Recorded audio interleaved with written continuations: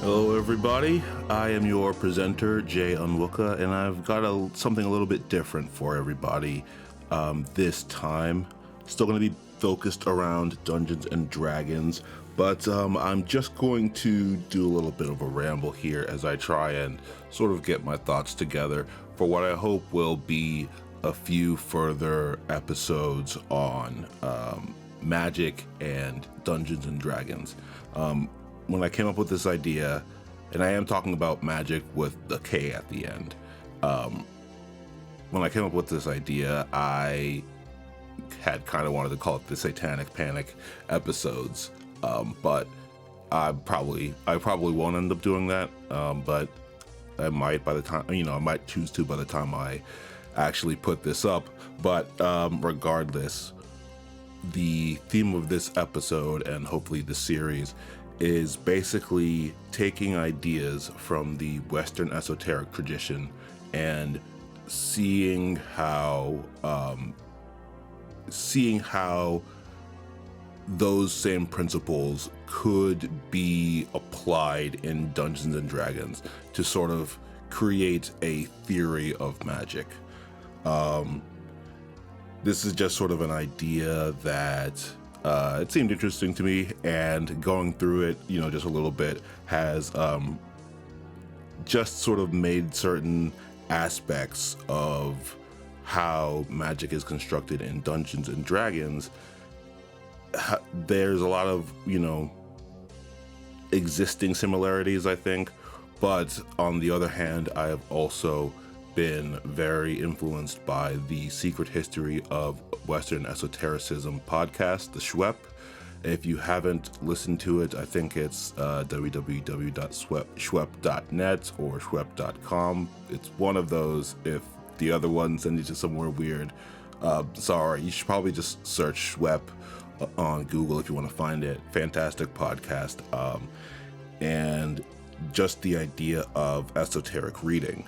And just to briefly describe what that is, to say it from a sort of cynical point of view, esoteric reading is having an idea and then reading that idea into whatever you're reading. So you have an idea of something wacky like a war god will arise and take over the whole world, right? And then you go into the Bible and you say, okay, I'm going to read the Bible with this sort of idea in my mind, and then you can find ways to turn the text into being what you want it to be, right? It's a method of interpretation, assuming that the person who is writing this, or whatever roll of the dice of fate or whatever that is, underlaying the words on the page, there is a way to sort of get at that deeper truth. I'm not necessarily saying that's what it is here. I think for Dungeons and Dragons, what happened is more likely that echoes of what goes on in the Western esoteric tradition have always sort of been present in society.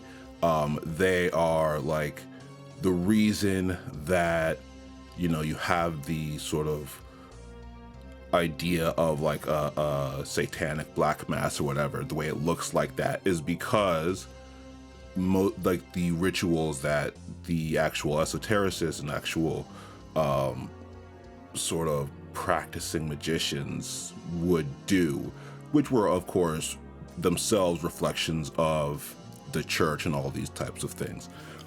But what I'm saying is the ideas of magic that are in the common sphere are sort of a lot of times reflections and distortions of what was actually happening.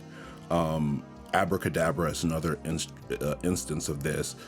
Everybody knows abracadabra as a kind of hokey, because of hocus pocus, but everybody knows abracadabra and hocus pocus as just kind of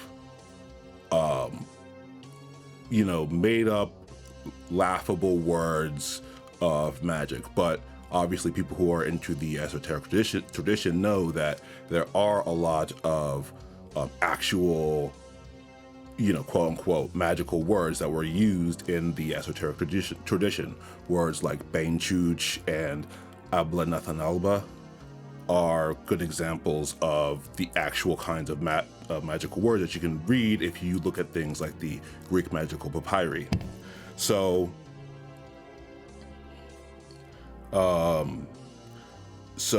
basically what I'm trying to say is I think that with Dungeons and Dragons, it's going to be partly esoteric reading, partly seeing what echoes of, you know, sort of established esoteric traditions are showing up in Dungeons and Dragons, and sort of teasing those out so that we can sort of look at them and examine them. And I guess, you know, this is really not so much to be a functional set of videos. This is more just a sort of mental exercise. So if you find this kind of thing interesting to hear about, this will be for you. If you're trying to find things for use in your Dungeons and Dragons campaign, I think this will be less useful, but I will eventually get back to doing, you know, stuff with the Blood War and stuff that's sort of, you know, more directly about elements that can be sort of converted into campaign use. This is more of this is sort of just, you know, theory nerd speculation and just having fun with the text here. So for this bit of a ramble, I think the most appropriate base question is actually the basically I don't know why I'm trying to make this over dramatic, but basically the base question is, why are human wizards so classically old? Merlin is an old man. Obviously, you know, Morgan Le Fay isn't, but a lot of our conceptions of what a magic worker is somebody who is sort of a hoary old person, you know, who has all of this sort of stored up wisdom. Why is that the case? And also, you know, in Dungeons and Dragons, you have the same thing where really the image of a wizard is supposed to be somebody who is old and, you know, very wise and has spent a lot of time studying and all of this. This is one of the reasons that elves, you know, classically make very good wizards, because they have a much longer lifespan to learn all of these wizardly arts over. So the thing is that when you're in this kind of game setting, right, where you have to have characters who are able to move, you know, around relatively well, you know, climb, be self-sufficient without, you know, necessarily needing a lot of medical care and these types of things that you associate with being older, that runs up against the fact that, you know, again, you are doing this kind of game where you're trying to take these characters into dangerous situations where they're going to have to move quickly and all of that. So I think for that reason, the age of wizards as played has probably come down from the classic image. But I think even so, people generally, if they're playing a human wizard who is younger, will do a lot of work to try and explain away why the person didn't have to spend all of their lives in a, you know, shut up wizard's tower or whatever, learning all of this stuff to become a powerful wizard in their old age.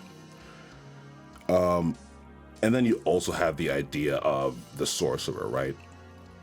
Sorcerer is somebody who somehow innately has their magical talent, and somehow they've shortcutted, you know, the route to power that takes so long of all this study.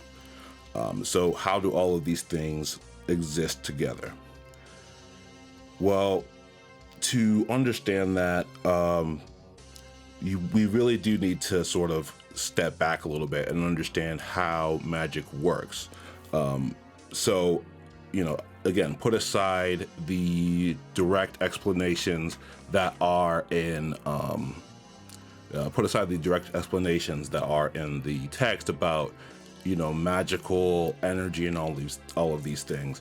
I want to sort of take this from the Western esoteric tradition perspective, and I think we will get back to the idea of a sort of magical energy that you could draw, but to understand why classical wizards are so old, which is, I think, a big part of the framing of magic. To understand that, we have to understand what all goes into magic, all right?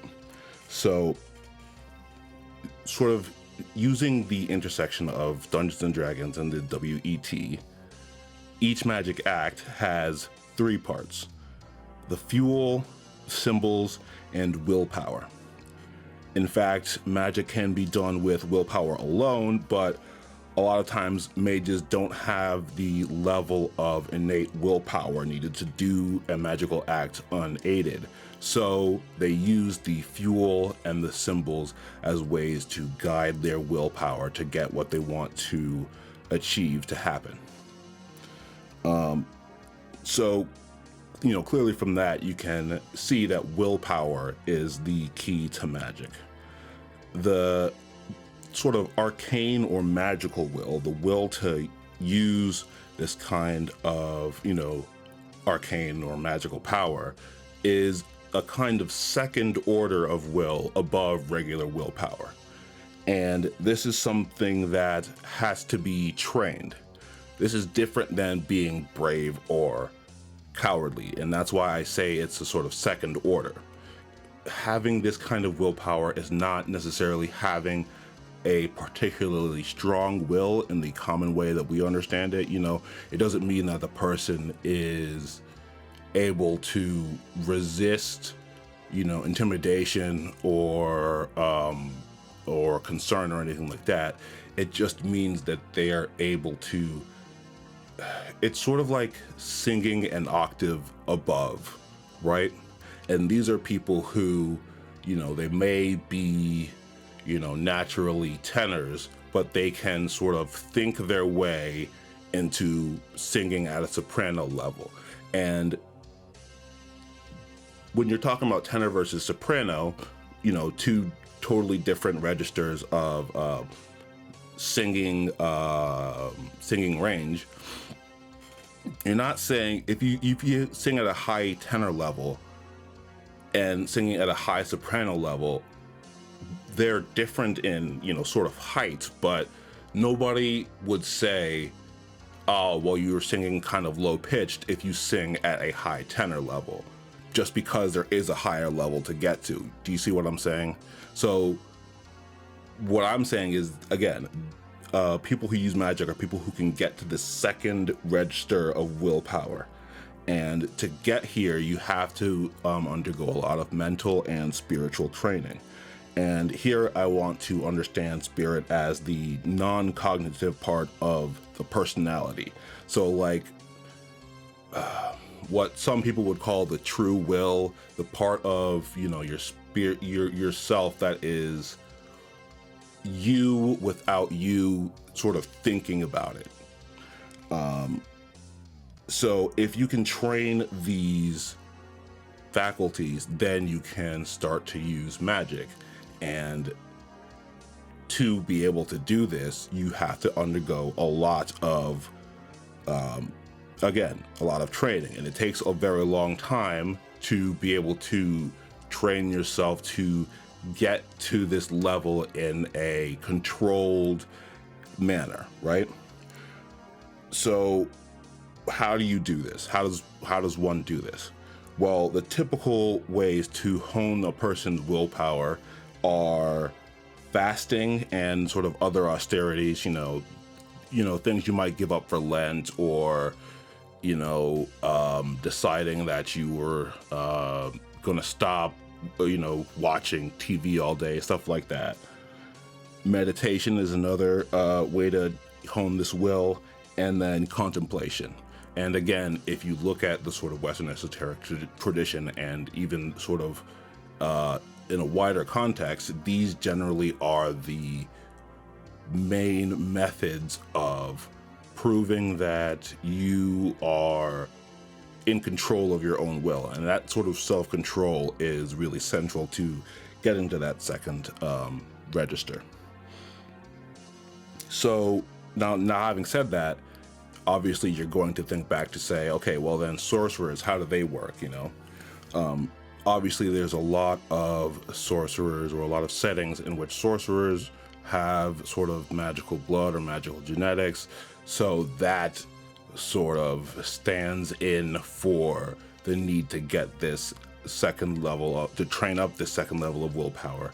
And I guess you can sort of see this, you know, magical heritage as a kind of innate fuel, right? So they have this other element, you know, that's always within them, which a wizard would have to either provide, or, you know, it would have to be somehow in the environment for them to express that.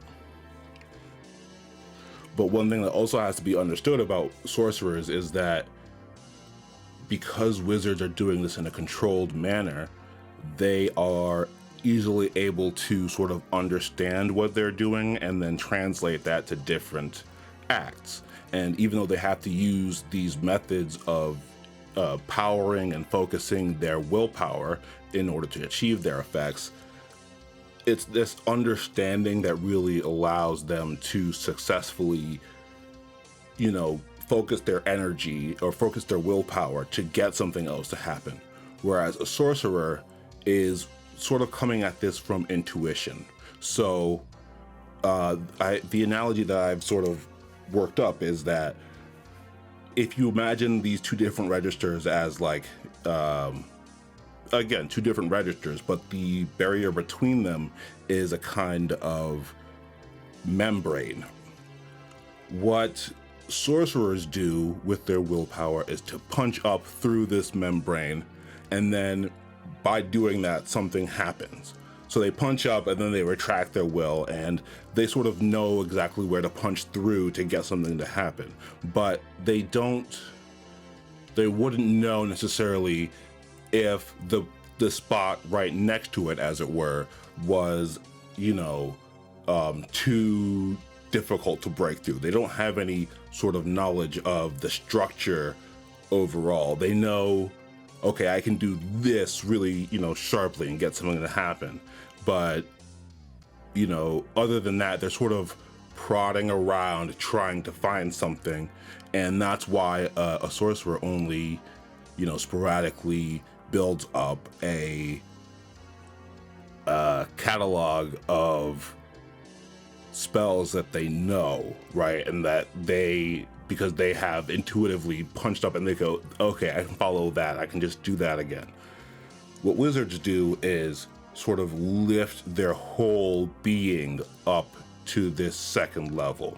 So while they might get up there and say, okay, well, I actually need to push myself here to do what I want, I need to push myself there to do what I want, they are, you know, in a controlled way, viewing everything, and they're comfortable in existing in this space, not just reaching into it.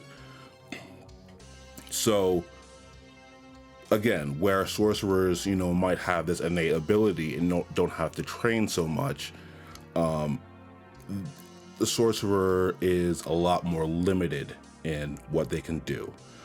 So wizards obviously do have to, you know, take time every day to study their materials, sort of meditate on them, get a plan in mind and all that kind of stuff. But, you know, they can have much more at their fingertips. They can sort of view a much, you know, larger range of spells and choose from them, whereas a sorcerer just doesn't have that ability. So, you know, basically, again, this is probably too many analogies for it, but basically you want to think of a wizard as somebody who has to really study at this to get better and to understand what's going on. And they have to really train themselves, their bodies, and their minds.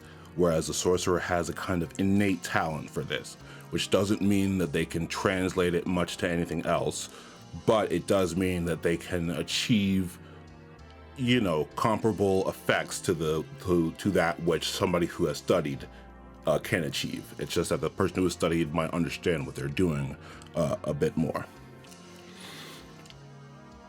So again, though, you know, this is me drawing a sort of hard line between them.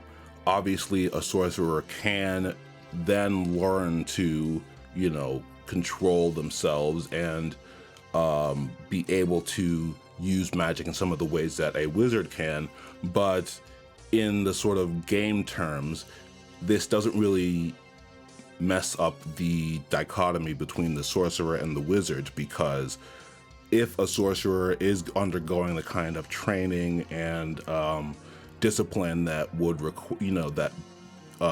using magic in the wizard style would require, that's basically taking a level in wizard. So, you know, you would still be, you know, level 5 sorcerer or whatever, but to be able to use the wizard type of magic, you would need to take a wizard level. So you have now blended the two approaches to magic here.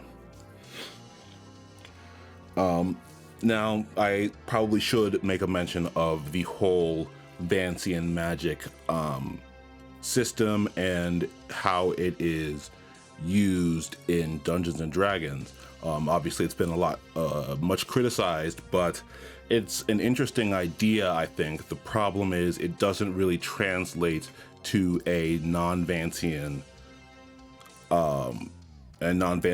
setting, right?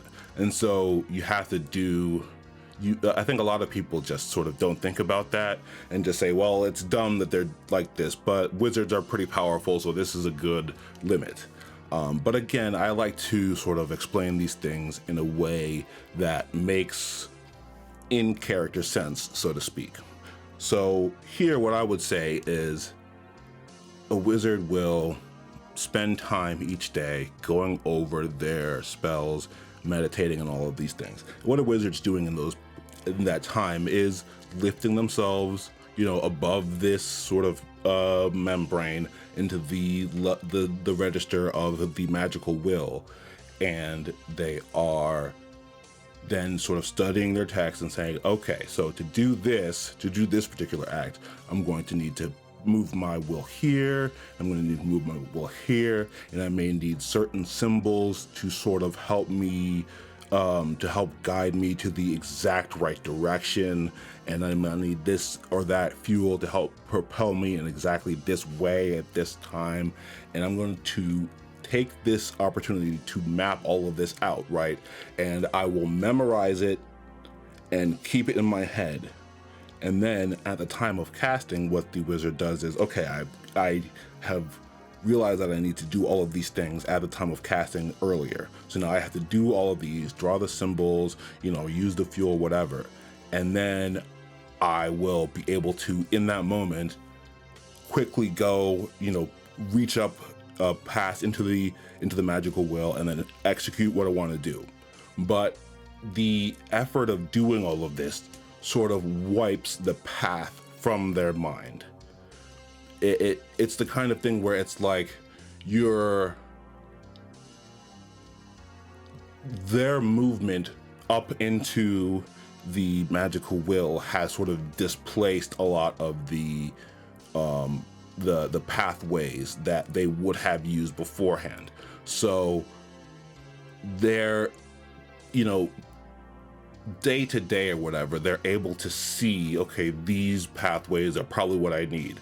But once you pass along those, that sort of effort and act of will means that the next time to get to the exact same place, you are going to need to take a slightly different route. So that, I think, is a workable explanation of why wizards have this sort of Vancian effect of using their spells and then forgetting them, quote unquote. And again, they're not really forgetting them, it's just that they have spent a lot of effort trying to memorize this specific thing, and it's very difficult to memorize, and it shifts after you've used it. Obviously, you can use different feats or just different spell slots to sort of prepare a certain spell multiple times. But in that case, I think you're sort of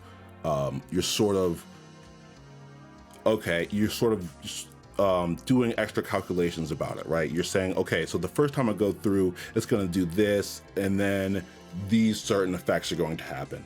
And then I'm going to take the extra time then to say, okay, so if these extra effects happen, what do I then need to do to get back to the same place? And then you can do that multiple times, but you have to put out more effort to do that. And then after the last time, obviously you've still, again, it changed the composition of the pathway. And because you've done that, you then need to spend another amount of time to refigure exactly your course to get there. So with all of that sort of said, I think the question to conclude on is, how exactly does magic work? The magic in Dungeons and Dragons is instance-based, as opposed to a kind of flow-based use of supernatural powers that you see in Wheel of Time channeling and in a lot of comic book superhero superpowers. These are basically generated rather than being instanced or sort of crafted in a way. So D&D magic is, again, this is a sort of pre-written analogy, but D&D magic is like being able to speak only stock memorized phrases. Like you can say out of a phrase book, how are you? I need to find a bathroom. Where's a nice place to eat? Whereas channeling and these other flow-based powers are being able to speak fluently, even if you can only speak on certain topics, like, back in the day in Europe, where people would learn Latin as the language of basically education and erudition and all of that. So you can probably imagine people who are able to speak or at least write in Latin about physics or philosophy, but wouldn't be able to use Latin to speak to somebody on their street about how their day was going, right? So it's that's the kind of mode that you can think of other magic in, not D&D magic. I don't know why I spent so long trying to explain that, because that's not even what we're talking about. We're talking about instance-based magic. So because we have an instance-based magic here, we should assume that two things exist. The first is a transplanar magical medium. This is something that goes, again, between the planes and allows magic to work. It's like the sort of like water, let's say, is the medium for making ripples. You have to put your hand in there, but when you put your hand through and move it around, the ripples are being made in the water. And this is the same thing. This is what I mean by medium. And the second thing is a platonic world of forms. And we don't need to understand this world of forms as existing for the whole multiverse or whole of reality, even though it probably would if it existed. But there would be a kind of world of forms for magic and for magical acts. What does this mean? Basically, it means that all okay, so let me just sort of back up again. The Platonic world of forms, which is sort of posited by Plato, is a sort of realm that is outside of physical reality, where all kinds of things exist. I know this might be a little bit difficult to wrap your head around, but it's like, what he says is, the only thing that makes a table is that we have an idea of what a table is in our head, and we've applied it to something that fits the characteristics of a table. And what he says is, how do we get this idea of a table? Where does that come from? He says that it comes from this, we have this connection to a world of forms where the idea of table resides, and we sort of retrieve that idea and then apply it to tables in our life. So the reason I'm saying that it's important for the D&D version of Magic is that, again, these are instance-based. So when people do a fireball, everybody's fireball is basically the same, right? Obviously, people can change their things and all of that, but in general, when you cast a spell, everybody's casting a sort of standard version of this. So it implies that they're accessing this sort of universal idea of what a fireball or a magic missile is, for instance, and then bringing that into the world, and then being able to use the medium to create that in reality and express it. So I think, again, this is how I would understand the Dungeons and Dragons magic if you think of it in terms of the Western esoteric tradition. Platonic world of forms is a very central idea in a lot of the Western esoteric styles of magic, and the magical medium is also one thing that is pretty much seen in everything. So what is this medium or mechanism for magic? There's actually, even though I say that the medium itself is shared, or the idea of the medium itself is shared, there's actually a lot of different ideas on how that works.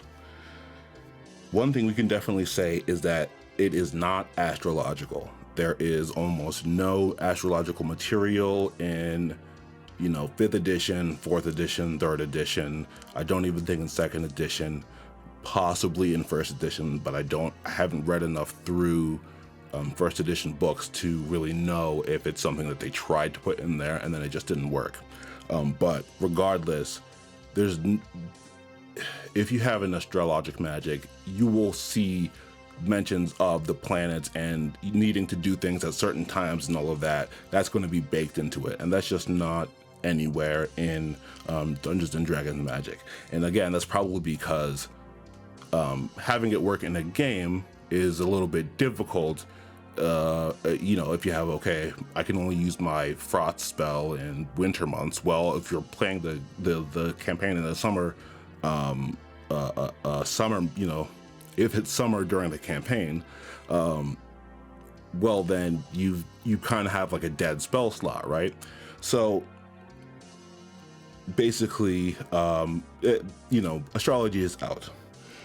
Now, I also don't think it has to do with natural sympathies, which is to say, like, one good example is the doctrine of the signatures. And I'm going to get this wrong, so I'm going to keep this pretty brief. But the doctrine of the signature says, like, okay, if you have heart trouble, what you want to do is get a heart-shaped plant, and that will definitely help.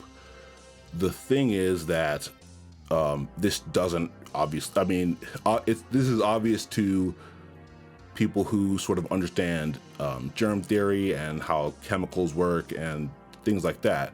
But suffice it to say that doesn't hold true. There is a plant called birthwort, and I don't remember exactly how it's supposed to look like, if it is supposed to look like a certain part of anatomy, or if it's supposed to look like a baby. I can't recall, but it looks like a part that would be involved in giving birth. So people were using it as a medicine for, I think, birthing pains, but it actually is really, really harmful. And people believe so much in this doctrine of signatures that they didn't want to ascribe the fact that the medicine was causing harm to the medicine. So they, develop other kinds of explanations for that. The point is that I don't really see any kind of correspondence of this direct kind in the Dungeons and Dragons books. So I don't think this was one of the things that was important or can be seen as part of the medium. So this is sort of to say that, you know, ideas of quantum entanglement, where people are saying like now, okay, well, there might actually be all kinds of different things in the universe, because quantum entanglement means that things which are actually far apart can be somehow connected. So that means, you know, astrology can work, and that means that all of these other types of matching and coincidence types of things have reality, but that just isn't part of what is being set forth in Dungeons and Dragons. I think the medium that causes magic to be effective in this game is one of two major candidates that are found in literature. One of these is the idea of the ether, and I think this is probably the best or the easiest to conceptualize mode for magic to work, where you just have this sort of lighter than air substance that moves through and around everything the same way that air does, and you can, if you have the proper magical will and proper magical efficacy, you can bring this material together and create, you know, a variety of effects. The other candidate is the stellar rays, and I am admittedly not super I guess what I'll say is I'm not the best person to talk to about exactly what the stellar rays are or how they work, because I think probably I am confusing my ideas about light with their ideas about light and not really having them mash up. But basically the idea is that magic power comes from the stars, and that sort of shines down, and then people who have been trained sufficiently can learn how to transform these rays to achieve certain effects. In this situation, the stellar rays, quote unquote, would not come from any stars, because the stars don't exist in the same way through all the planes, and this medium would need to be transplanar, because you can obviously use arcane magic pretty much. Being able to use arcane magic is the default, and if you can't use it somewhere, it's because somebody has prevented it from being used, not because magic is sort of innately unable to work there, if you see what I'm saying. So it can't just be from the stars, because this medium has to go through all the planes. But I think if we use the stellar rays explanation, what we would want to say is that the stellar rays originate from this world of forms that we talked about, and that is also acting as a sort of transcendent sun, which is sending out all of these rays, and in that way the rays can touch, you know, any of the planes and have their effect through that. So as to which of these is actually the superior answer for the Dungeons and Dragons game, that is something that I'll have to investigate in a future possible video. But for this video, I think I will say we are finished. I thank you for anybody who has listened this long into the video. I'm sort of really getting interested in this kind of stuff, so I thought it would be fun to just look through it and, you know, just put it on the channel and see if people were into this kind of thing. Yeah, I mean, anybody who has been supporting me, I have one patron who is amazing, because they are my first patron, and I'm going to give you their name now, but I don't have it right on my screen, so I'm going to do that now. So somebody has, you know, been so gracious as to subscribe to my Patreon, patreon.com/nearzone. And that fantastic first patron is Valdis Shadow 12. Thank you so much. Subscribing to my Patreon and watching the video, sharing the video, and all of that. It just gives me so much energy, and when I get a lot of energy, that helps me, want to investigate something further.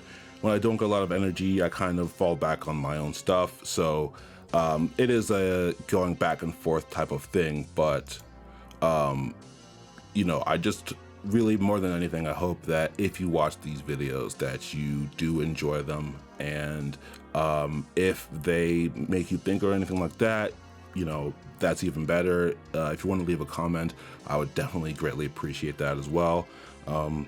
So for the Nearzone channel, and for what will hopefully be a continuing series, I am your presenter, Jay Onwuka, and I will see everybody next time.